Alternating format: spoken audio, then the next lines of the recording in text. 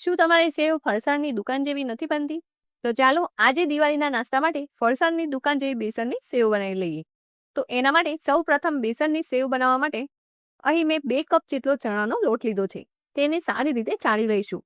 સાથે 2 ચમચી જેટલો ચોખાનો લોટ એડ કરી ચાળી લઈશું. હવે મિક્સર જારમાં 1 ચમચી અજમો, 1 પિંચ હિંગ અને લાલ મરચું એડ કરી ગ્રાઇન્ડ કરી લઈશું. ગ્રાઇન્ડ કરેલા મસાલાને પણ ચાળીને એડ કરી દઈશું. અડધી ચમચી જેટલી હળદર અને સ્વાદ પ્રમાણે મીઠું ઉમેરી સારી રીતે મિક્સ કરી લઈશું.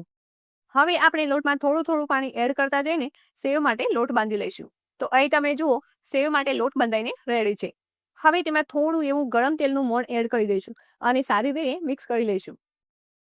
હવે સેવ બનાવવા માટે આપણે પહેલા સંચાને તેલ વડે ગ્રીસ કરી લઈશું અને ત્યારબાદ આપણે જે લોટ રેડી કર્યો છે તેને સંચામાં સારી રીતે ભરી લઈશું. અહીં મેં તેલ ગરમ કરવા રાખ્યું હતું. તેલ હલકું એવું ગરમ થાય એટલે આપણે તેમાં આ રીતે સંચાને ગોળાકારમાં ફેરવતા જઈને સેવ પાડી લઈશું. અહીં આ સેવને તળતા ખૂબ જ ઓછો સમય લાગશે. તો અહીં તમે જોઈ શકો છો એકદમ પરફેક્ટ ફરસાણની દુકાન જેવી સેવ બનીને તૈયાર છે. એકવાર જરૂર ટ્રાય કરજો.